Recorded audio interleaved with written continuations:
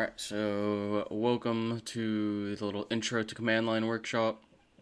I'm going to be going mostly over Windows, but we'll touch on like kind of the Mac and Mac OS and Linux in the end, just showing some similarities and some other basic stuff. So yeah, basically what is a command line? I mean, command line is basically just a very simple text kind of interface where you give commands, and you basically tell the computer to do specific commands. You give them specific things to do, and along with these commands, you can give it some specific extra stuff, and basically just kind of manipulate your computer from a text interface instead of your whole graphics interface. And it's better obviously because command line is much faster than having to deal with all the graphics. So that's pretty much the huge bonus here with using this. And you can also use it to, when you have a project or something like that, you can run it from the command line as well, and do some special things with that. So yeah, there's some pretty cool stuff to do with command line. So let's just kind of get into some of the basic commands. So in order to move around your kind of computer, like how you have your file explorer maybe, and you click into folders or you click into files, etc. What you're essentially doing is you're kind of maneuvering through the directories of your computer. So with the command prompt, in order to do that, you have to type the command cd, which obviously maybe stands for change directory. And along with the cd, you can add some extra argument kind of stuff to kind of tell it to do a bit more than just some simple change. So first, kind of an example. Let's say you want to go to your desktop. Usually you kind of start in the main folder, your home, and then you can start to change directories. So if you want to go to your desktop, just do cd desktop, and that should take you to your desktop folder and or directory. Oh, hello, George. Hey.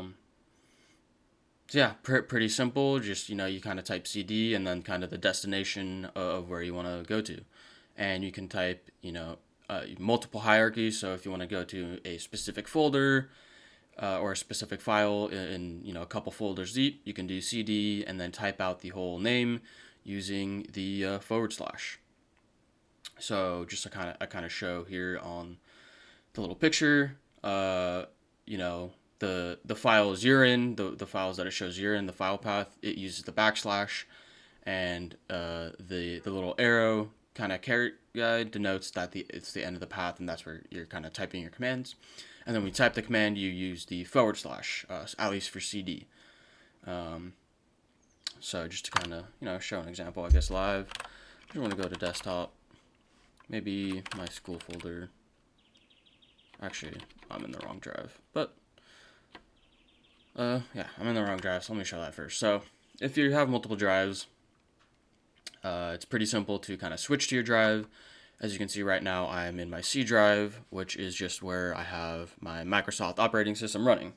That's basically my main drive, but I want to switch it to my kind of home drive where I have a bunch of other stuff. So I just do the letter and colon, and just hit enter, and I am now in a new drive. So now I can go ahead and go to desktop, and I actually have two desktops, so I can go to desktop, and this is my desktop folder. And yeah, just like that, I went two kind of folders deep, or two directories deep, and now I'm in there. So pretty simple, that's the word. Pretty simple so far. And just to, let's say, go back, you want to go back up one directory, you can do cd space ... and that should take you up one directory level. But let's say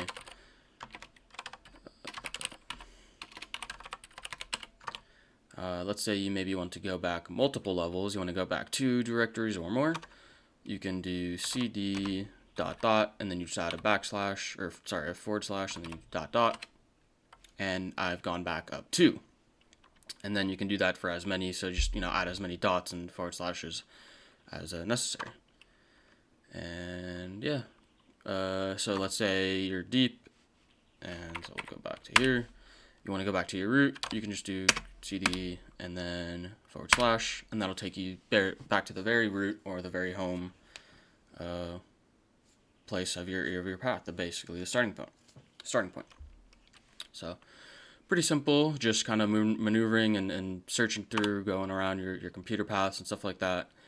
And just another simple one, if you do CLS, you type that in, it just basically clears your screen, so keeps everything pretty clean.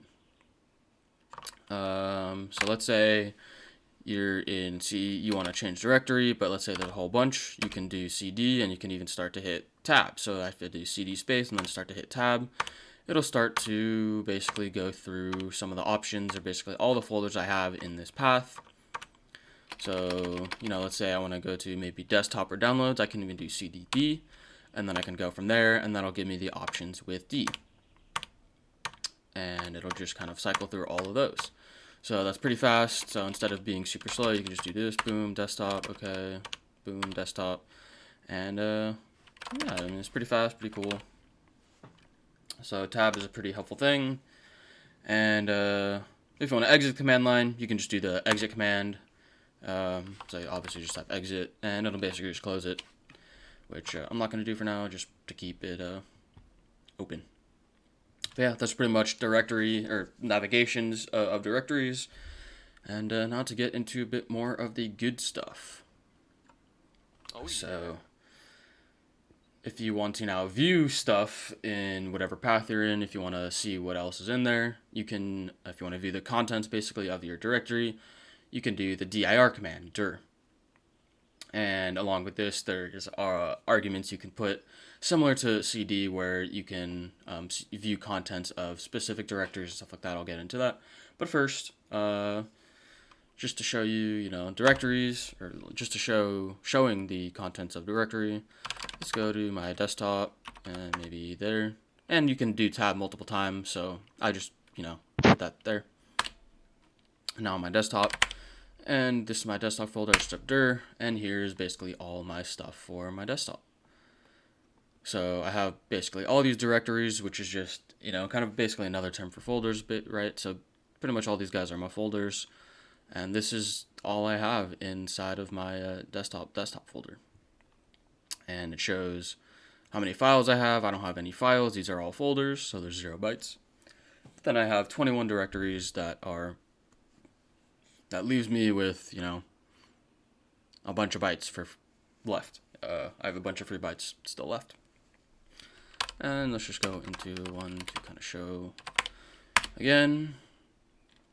And so here's, I got my school stuff. So I got all my classes and folders. And then I have just one text file here called school CRN, just for my, you know, all the class CRN numbers. And so I got, you know, one file, it's 528 bytes. Pretty cool. So that's directory. It basically just kind of shows you everything there. And I guess we can show something else. Is, let's say I want to see a directory from something totally different. I can type in, you know, let's say I want to see something from let's say I'm in my H drive and I want to see something in my C drive. Well, I can just do this, and I can do directory C bono. Ooh. Okay, I don't. Alright, maybe I'll do something else because I don't remember the path. But okay, so let's say I'm in the root, and then I want to see something in my desktop. So I can do directory and then desktop, school. Okay, it's not. Ooh. Okay, well, that didn't work out like I wanted, but. Okay, well, clearly I'm doing this wrong.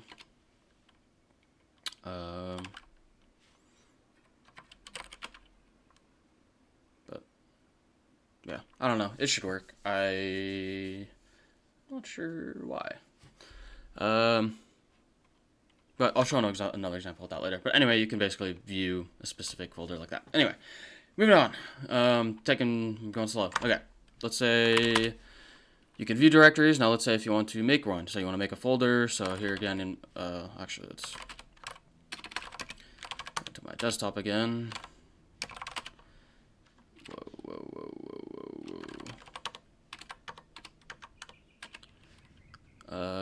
Let's let's say I want to make one. So I have all these folders. Let's say I want to make one. I want to make a new one. So from here I can do mkdir, which will make a directory. And so you can just make one called test. And now if I show my contents again, I have now added this directory of test. You can also do MD for short, and MD will do the same thing, which will just make a directory. So I've got now test and test2. So that's basically how to make folders. You can make multiple of them, so just do MD or mkdir with just multiple names, and it'll make basically folders or directories with all those names. Now, to make a file, let's first maybe let's go into one of them. So clearly there's nothing in this folder, it's pretty empty. And so now we want to make a file. Well, we can just use either one of these guys, which one is type null, and then using this little caret, right caret arrow, or you can type echo dot. Again, I think using the arrow, I think I just forgot to put it. The arrow basically just inserts, or basically kind of replaces your arguments with something new. So like if we want to make a new, I'll show. Okay, so we can make a new one first. So we gotta type in type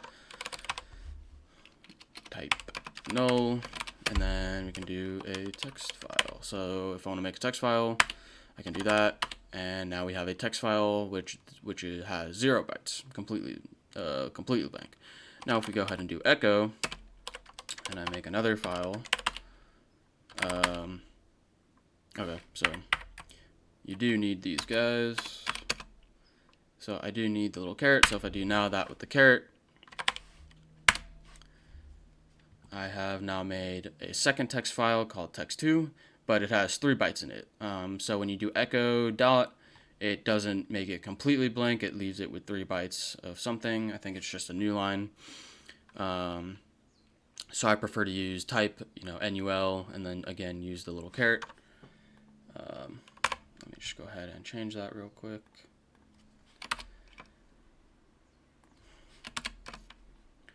But all right, so that's kind of making stuff. And let's say you have, so let's say I have, this file.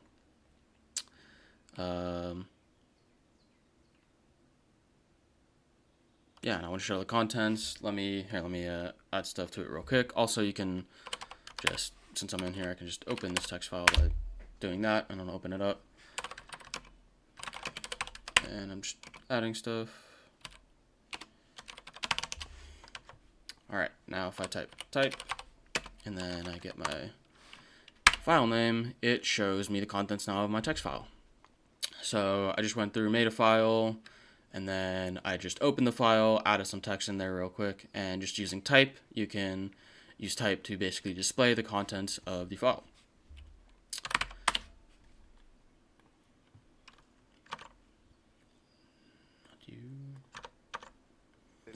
That's cool. Yeah. Any questions so far? It's pretty simple. I mean, yeah, this is just like awesome stuff I haven't even thought of using. I lose files all the time. Yeah. Yeah, well, there's plenty more to come. I found quite a lot, so. Sweet. Well, we're just getting started with just the basic stuff. So we've made stuff, we've made a folder, we've made a file. Now how to delete stuff. So to delete file, use the command del, and then again throw your arguments, so whatever kind of path or file that you want to delete. So, example, just like that, delete main.cpp, that'll do that. You can do multiple, where you can delete, multiple just separated by a space.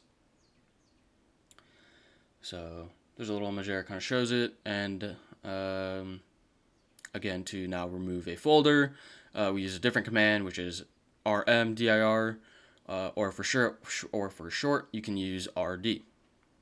And again, both those take arguments for a path or for specifically a file and or a folder.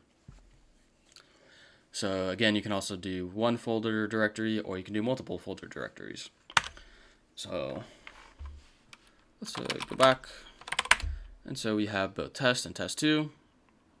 Now I think test has a file in it, but before we do that, let's remove test2. So we just do that, remove test2, and now test2 is gone. We have just left with test. And now if we try to, let's do shortcut RD, if we try to do test, if we try to remove that, it says the directory is not empty. So we can't do that. So either we have to go into test. I don't know why I did that. We have to go into test. And now we're in test. We can do delete, and we can do this, delete that guy. And so now that guy is gone, but we still have text 2. Instead of having to go in all the time and delete stuff like that, if we go back and we want to really remove test, so with everything in it, we can do test and then /s, which kind of stands for subdirectories. So now this will basically delete the directory of test and everything in it. So it should also delete the text file that we have in there, as we couldn't before, right? Because it said it wasn't empty. And then it's going to ask me if I'm sure, which I'm yes. And now, boom, it is gone. So we just did that, deleted all that in one go. So that is how to delete stuff. So delete and remove directory. When I delete stuff through the command line, does it also go to the recycling bin, or is it permanently deleted? I'm not sure, but I assume it takes it to the recycling bin, because I think that's just how Windows works. I think just in general, when you delete things, it just moves it to the recycle bin. It doesn't actually delete it. And like the thing is with deleting files, from what I remember here, is it's actually kind of hard to delete things. To actually delete things, you basically have to write over the memory like a few times with a bunch of junk data, and like that technically like erases it. But otherwise, it's still, I don't know, there's still some way to even get deleted stuff back. Okay. So, yeah, I don't know. Probably takes it to a recycle bin, I guess. Maybe I can, I'll just check that right now, honestly. I mean, that's just the best assumption. Even though you hit delete it from anywhere on your computer, and it'll just take it to a recycle bin. Mm-hmm. How do you get to the recycle bin from here? Oh, there's. So let's see. That's a good question. Date deleted. That, I'd love to see that. Yeah, I just found it at the bottom here. So after all my stuff, it's just at the bottom here. Recycle bin. Now what you have to do is access recycling bin through the command prompt. Yeah, I am not sure. I will look into that and add that. But anyway. All right. So it looks like it's not. So it looks like all that stuff is gone. Yeah, I just checked mine too. Can't see anything from the... So, yeah, I'll have to look into exactly how it works, because, that's just all stuff I guess I deleted from, from the graphics interface, not through your command line. So, cool, maybe it just does. But I think still, even if you delete it from the command line, like, it's still a way to recover it. Yeah, still a way to recover it. Alright, so moving on now to moving. Let's say you have I gotta make one. So let's say you have one, let's say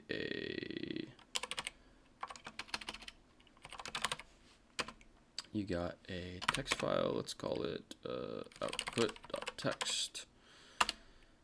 Alright, so we've got our file output.text. Let's say we want to move it into the right folder. We have it in the right we have it in the wrong directory, and we want to be able to move it to the right one. So first off, let me make another one here. I'll call it test2. So we've got test2, and test has a file. So we're going to do,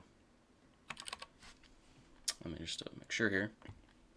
So just again, looking at these guys. So with well, I guess there's a couple things. So first off, with the move, you can also use it to rename something. So if you want to rename your file, maybe it's not the right name, right? You want to just rename it, you can use move. It works. So basically move, and then you type in the file that needs to be changed, and then you change the renamed file, and it'll take test here and rename it as retest. So that's pretty cool. And then to basically move it, you can, I think you'll have to be within the directory.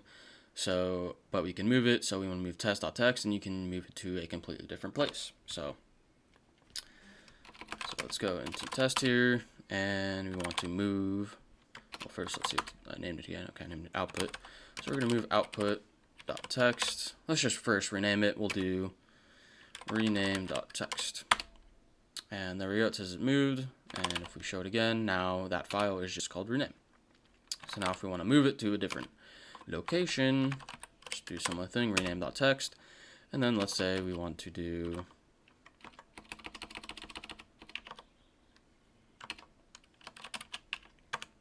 I keep doing this. Alright, and then what was it, test 2. So if we want to move that guy to a different directory, we can go ahead and move that. And so now it's no longer in test. If we go back and we go into test 2, we can see that it moved from test and moved it to test 2, just like we told it to. So cool. You can move stuff around. You can also rename stuff with it. Pretty cool.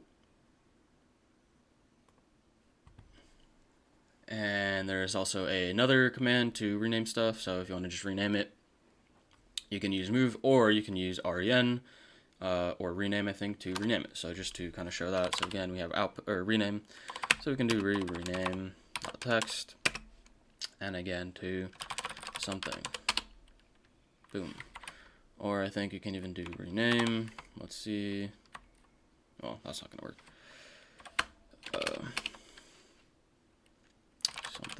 Text to else.text, and I guess both those work. So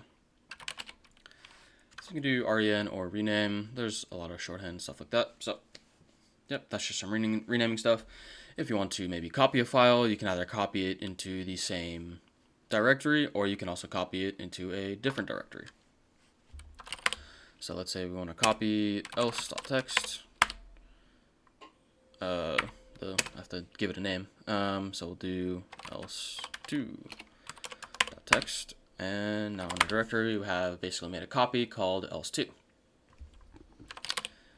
Now if you want to, I think, move it somewhere else, we can, and then you can do the same thing.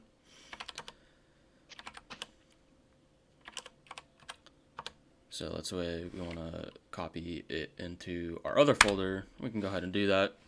And now if we go back to test here, we have our else there. So we've copied it in the same directory, and now we've copied it into a completely different directory. Cool. And again, to open or edit a file, you can just go ahead and type that, and that'll pop it open. Oh, sorry, that's just showing me this. But, yep, basically popped it open.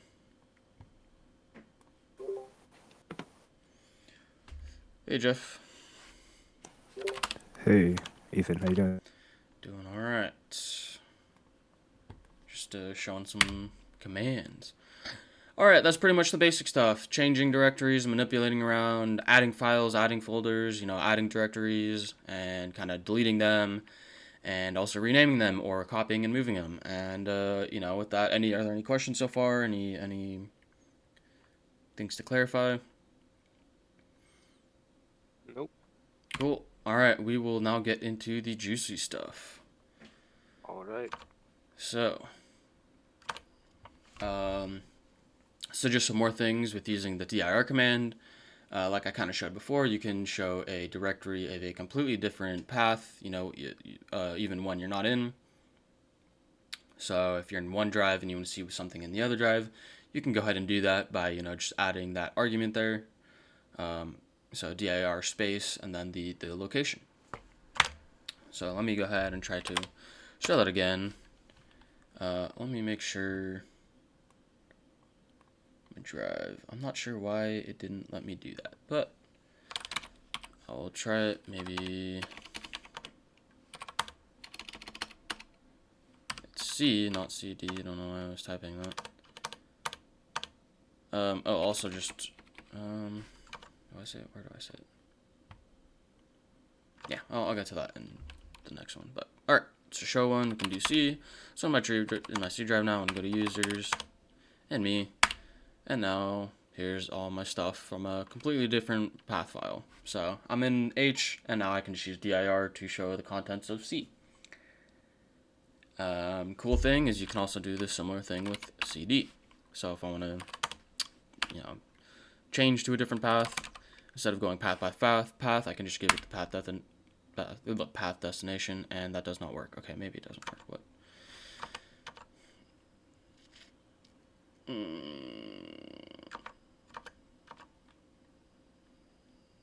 Not sure why that didn't work, honestly. I feel like it should have. Maybe I have to be in the home. I forgot where I also say this, but if you want to go back to view your command history, instead of retyping things, you can use your arrow keys to go up to view previous stuff, and then you can go back down to view more current stuff, and you can just kind of, flip back and forth and see all your stuff, which is really nice. So let's see if that works, and it doesn't. I'm pretty sure it worked for me. I'm not sure why. I'll have to look into that one again, but there should be a way for you to try and change your path directly, similar to like the dir command. So okay, let's go back to dir. Let's go back to desktop and go in here. All right. So now let's say I'm again just in my C drive, and I want to view stuff. So let's say I'm using tab to search through things, and I come across a folder that has a space in it. If the folder or directory has a space in it, you have to basically include this whole path or argument with quotation marks. And that is because, as you can tell, when we add a space, that is usually to tell a command or like an argument for the command. So like we have here, we have dir space and then something being our path argument. Well, that space kind of basically tells it, like, oh, this is, the end of one command or the end of one thing. So if we didn't have the quotes here, it would only see it as C drive and then user/all, and it would stop there. But I don't have a folder there, so it wouldn't work. So just to include spaces and stuff in the folders and directories, you must encapsulate them in quotation marks, just so the computer can basically tell. Basically tell that it's, one path and it's not, the space isn't separating a command. So, yeah, just use quotes for that. Alright, and another thing is if you want to find some secret files, you can do dir. So let's see what secret files I have in here. Looks like nothing, so let's go back home. And then we can do \A and give it that special guy. And I have a bunch of these folders. So as before, it usually just showed my directories, but now I see I have a lot of these files that are there because they shouldn't be there for me to mess with. There's stuff I shouldn't necessarily mess with, which is why they're like hidden or secret folders or files. But that's to see that.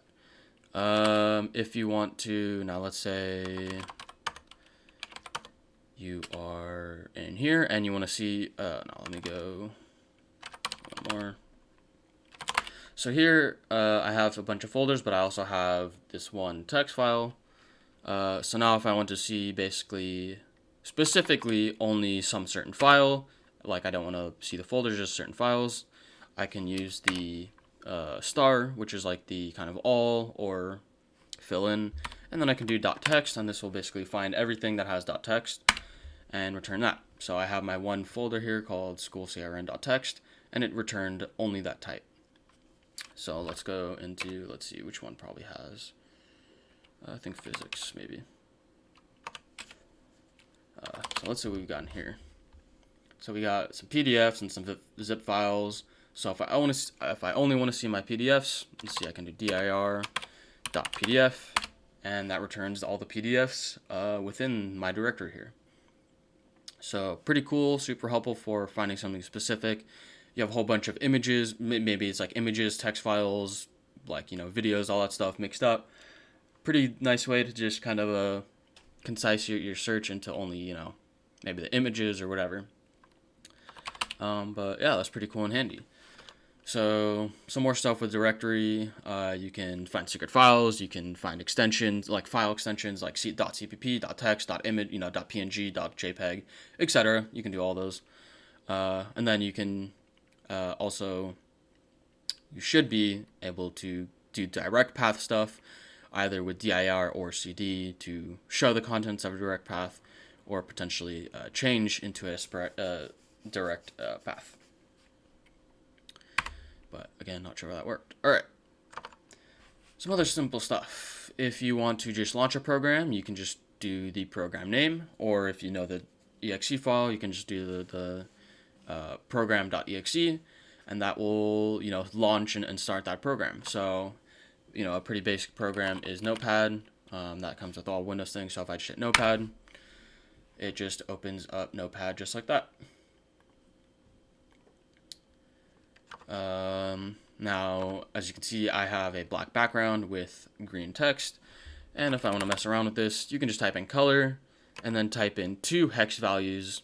The first hex value, I believe, is for the background color, and then the second hex value is for the the text color. And so these hex values go from 0 to F. So if I do something like this, 2B, that should change the background to the color 2, and then it should change the text color to whatever color B is. So that just changed it to background green, and then the text color of blue. But I'm changing my back to the black and green because it's nice. But yeah, that's a cool way to do the colors. You can also go through properties here and do it there. And that's how to change the color. So let's say you don't know all the colors and you want to find out what they are. What you can do is, with this help command, if you need some help, there's basically two commands where you can use the /? Or you can type in help and then the command name. So let's say if we do color and we want to find out all its colors, we can do color and then, /? And that shows us all the stuff to do with color. So we can see here 0 is black, 7 white, 8 gray, and then F is bright white. So those are the basically 16 colors you can choose from, and those are the hex things. So if we want, if we want our background to be, let's say, yellow, because we are crazy, and we want the text color to be, purple, we can do this. And now we have a very ugly looking command line. But that's that. And so you can also do a similar thing. If you want to type help and color, it will produce the same results. So let's say maybe with a more, a different command, let's say cd, we can do help cd, and that shows everything to do with cd. I'm going to go ahead and change my color back. Maybe I should have done that first. But there we go. So help and, /? Super cool, super important, because if you don't know what to do, you can basically just type that. You can also just type in help yourself, which will kind of go through and show a whole bunch of commands. So we've gone over CD, and we've gone over CLS, clear the screen. We've gone over color, copy. We've done echo, and yeah, move, make directory, rename, remove directory. Some cool stuff. And then yeah, again, just to reiterate, if you want to view your history, you can use the arrow keys to go up and down, so you can scroll basically through all previous stuff, and you can go through a whole bunch. So they're just all there. You can go up and down to kind of go back. And just another quick thing, if you have a command, let's find one with multiple. So in this instance, I have 2. If I do control and then hit backspace, it will take me back. It'll just delete that one line, similar to some other things, but pretty cool. And then again, if you have the keyboard, you can use your home or end commands to take you to the beginning or end of a command. All right, now to get into some real juicy stuff. I'm sure you might have heard of the path variables before, but this is a really cool thing. So let's say you want to search for a file or you're trying to do something, and you're only in your specific directory, or maybe you're in your home drive or something like that. There's this thing called the path variable, which will actually, well, basically when you use it, it will. Okay, sorry. So when you first use the path variable, it'll basically kind of set up your command line so that when you enter a second command, it will use your path directory to search through all those instead of just the directory you're in. So I've actually dealt with this, a bunch of random times with like, maybe at a hackathon or something like this, and I just know I had to add something with it. Maybe for Python, I had to add something to this path variable. But essentially, what it's doing is it's just adding. It's just like a specific kind of dictionary maybe of file paths that tells your computer to also look through all of these guys.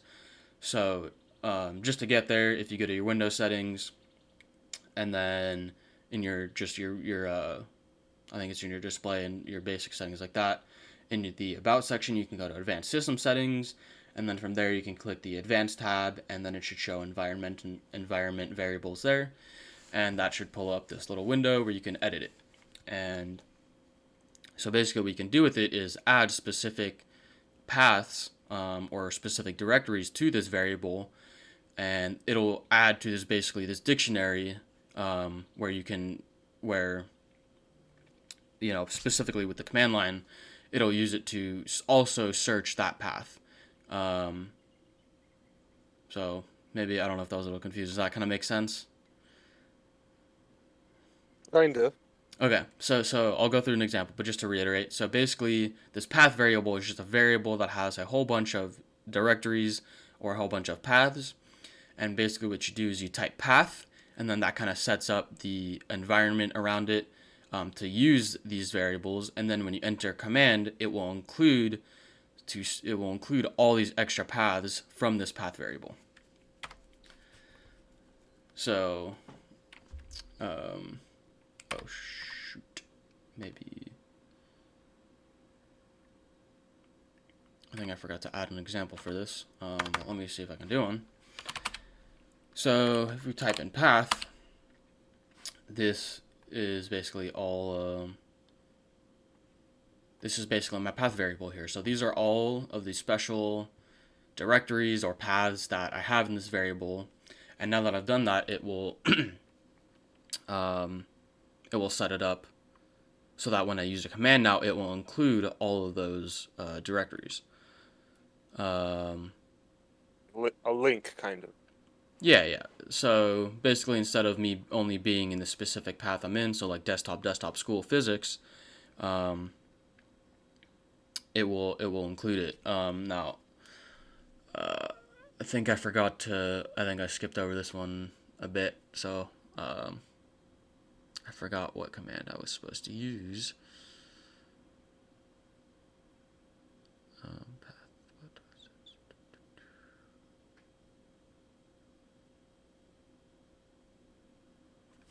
I don't remember. I'll have to look into the command again, but essentially this is like a real nice way so you can specifically add specific paths. So if you have, a directory full of stuff that you want to be accessible, I guess, if you want it to be accessible, you can add it to here, and then when you type path, it sets it up for that to be accessible. So I guess, I don't know, maybe I can just try one. So here, let's go to users, app, oops, and let's go here. I'm just going into the last one. So that doesn't work either. Okay, I forget the exact command, but basically that just sets it up and allows you to access, it allows you to access things that you can set up. So you can add things to your path variable, so you can access them outside, being in a different directory. I'll loop around and I'll have that. I'll update this and stuff like that to kind of show that path again. But that is there. If you want to basically kind of show all of the drives that you have now on your computer, you can type in this pretty specific command called WIMC logical disk get space name, and when we do this,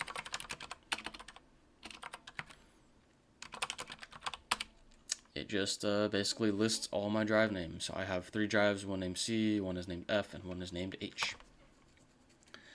And now if you want to see basically everything in a directory, literally everything, you can use a special one called tree.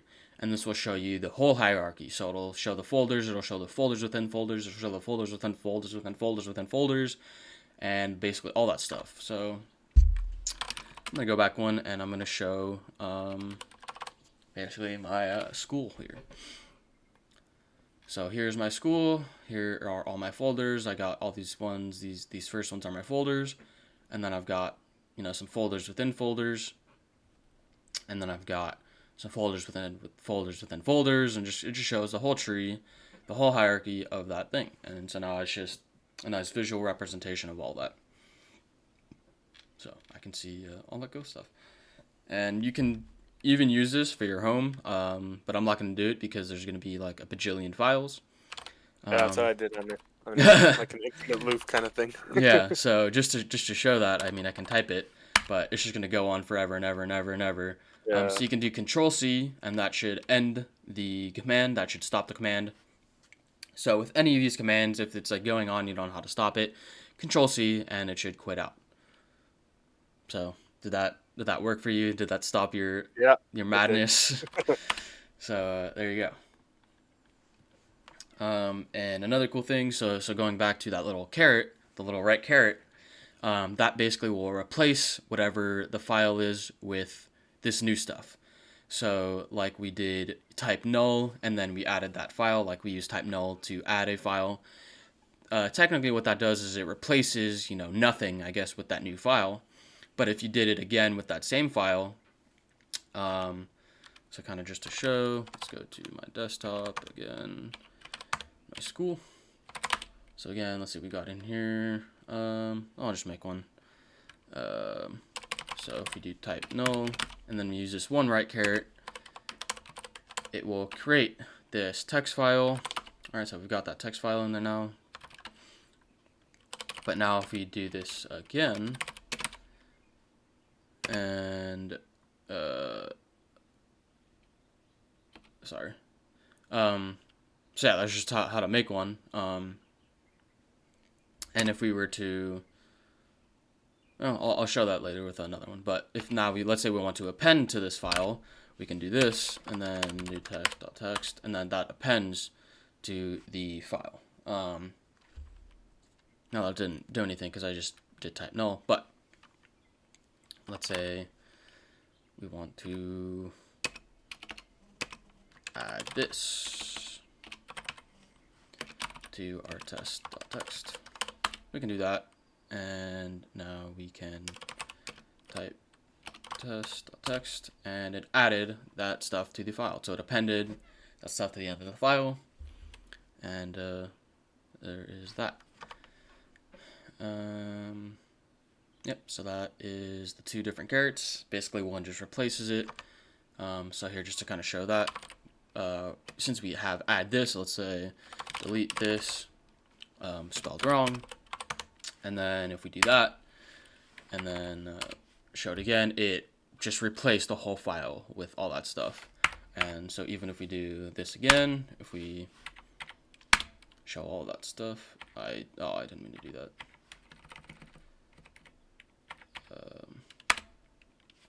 So there, so now we appended it, and so you can see the difference there. One just basically replaces it, and then the 2 carets append to the file. Pretty cool, pretty helpful. Alright, I'll show this first, just because we're here. So another cool thing is with these carets, you can do it with other commands. So you know how with our direct command, it showed us all this information. Well, what we can do is actually save all this into our text file. So if we want to, where it says volume and drive, it shows directory of all these directories. This specifically all the information showed from the command, we can do direct, we can do it, we can either replace it into a file or we can append it into a file. So I'm going to go ahead and replace our test.txt with directory. And so now if we do that, this is literally the contents now in our text file. So if I just open that up and bring this guy over, it literally shows that directory command. And yeah, it's a cool way to just kind of save that stuff. It's good for kind of like logging some stuff, etc., stuff like that. But it is possible to basically use other commands and then replace a file or append a file using those special carets. So again, there's those two carets. So another thing is, along with kind of the arguments or stuff, there's these things called attributes, which are things you add after a command as well. And attributes are the specific things. So if you just want to find out what attributes there are, you can do the help command. So you can do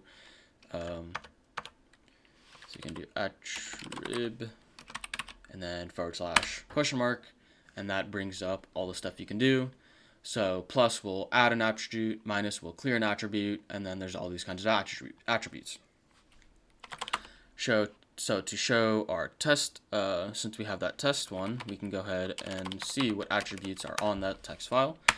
And so we just do attrib space and then the file name, and we see it shows A. It shows we have the A attribute, which is basically an archive. It'll archive this file in my computer. So it has that attribute to archive the file. Now if I want to add one, I can do attribute, and then I can do plus, let's say like H, maybe I want this to be hidden, or maybe I want it to be pinned, I can do plus P, and then I should be able to do that, and I should hopefully add both of those guys to there. So now I have A, now I have H, and now I have P. Now if I want to go ahead and delete those, I can just do the minus. I can go back, I can just even edit this same command.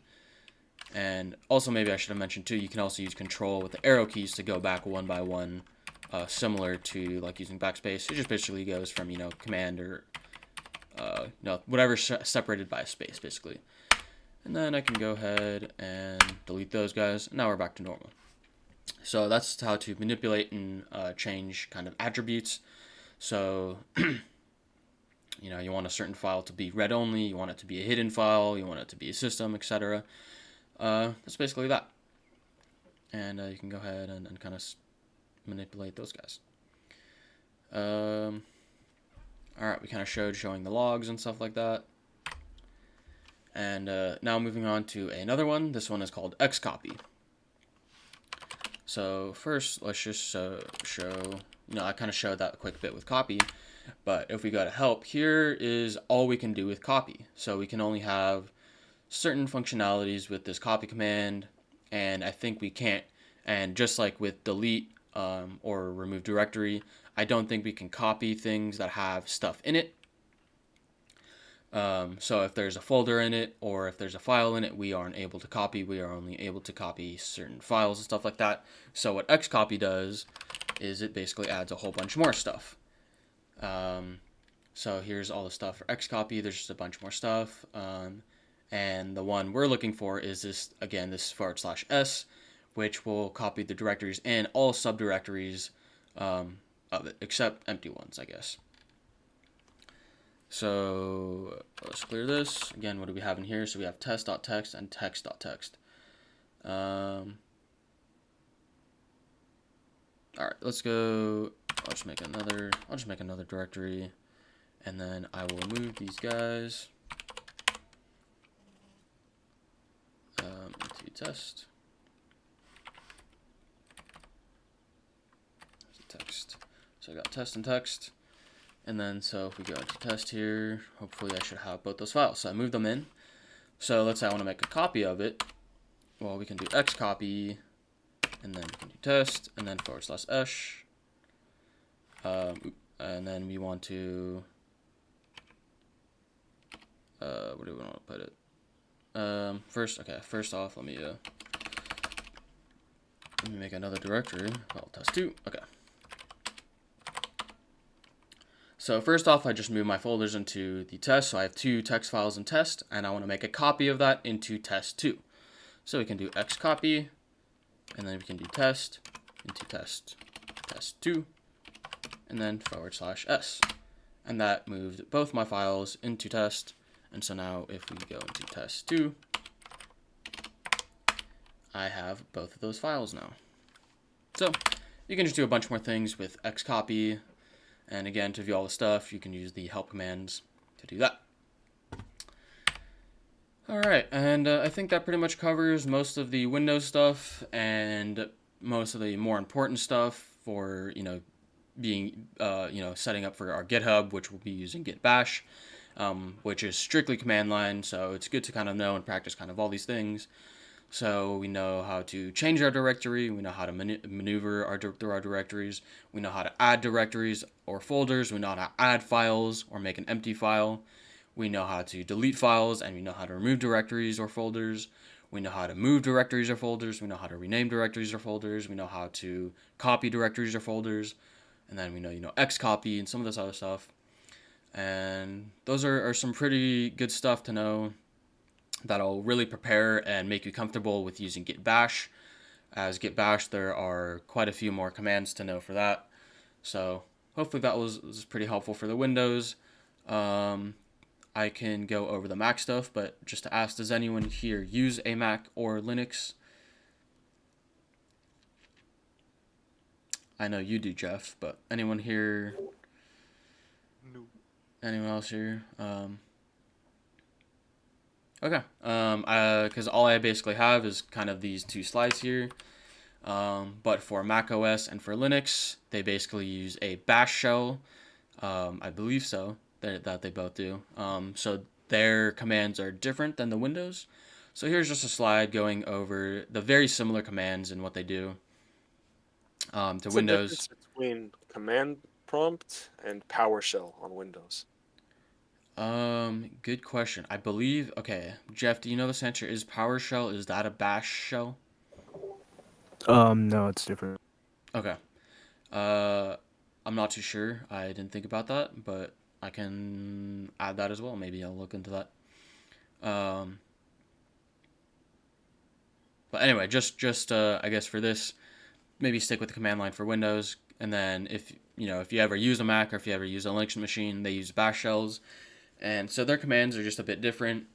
So just to go through some of them, the bash usually the thing ends with the $sign. That's kind of where you start your commands.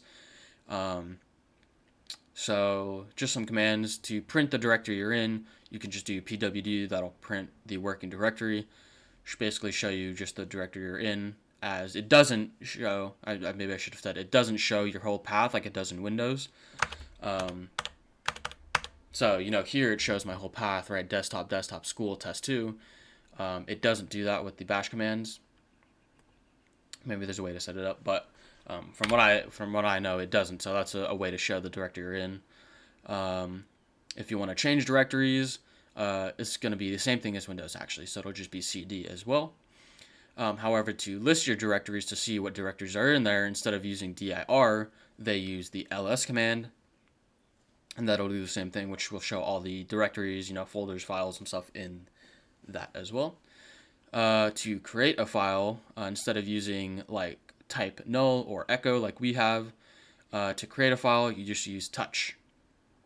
And you can also, create one file or multiple files just like that. So touch and then the argument names.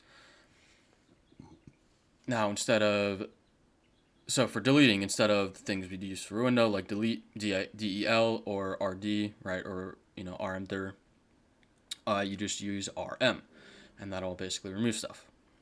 Now to print stuff, basically show the contents of that file, they use cat, or they can use something called less, and cat basically shows everything, and then less will print out everything but a bit less, as the name implies.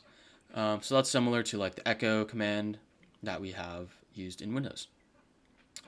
And one thing I was looking up, or one thing I found when I was looking this up, was that there's even tail, which will basically show the tail end of a file. And that's kind of cool because what you can do is you can do tail, and then you can add this special attribute called -f. And so if you do tail.-f, this will basically show the content and then follow all of the content of the file. So let's say you have this, open in one shell, and another shell, let's say you're adding information to this file. In this one window, it'll show you the end, and then it will follow. So when you, let's say in the other window, you add something to the file, it will follow this window here will follow that addition, and it will basically update and show the things you added at the end of the file. So that's something that's pretty cool. Just thought I'd throw it on there. So tail-f. And again, to clear the screen with this guy, you just type in clear. And then one thing different with bash that you can do that I don't think Window has, or didn't find that when I was looking, is this thing called sudo, which is basically super user. It just gives you more privileges and basically makes you do unsafe things, which is so it's up to you, the user, to make sure you know what you're doing when you use sudo.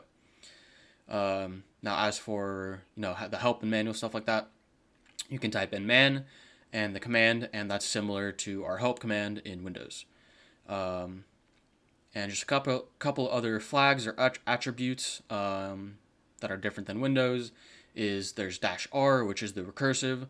So similar to like /s, where it includes all the subfolders and all that stuff like that.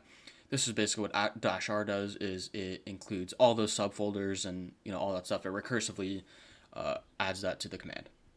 And then -f is just follows just live updates with any new info. And there are actually a lot of similar commands to Windows, so these are just a few that Mac OS, Linux, and Windows all have in common.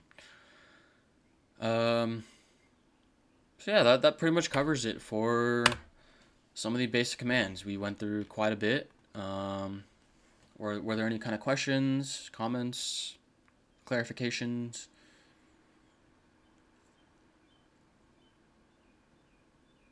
Nope. Cool. No, this was solid. This was Awesome.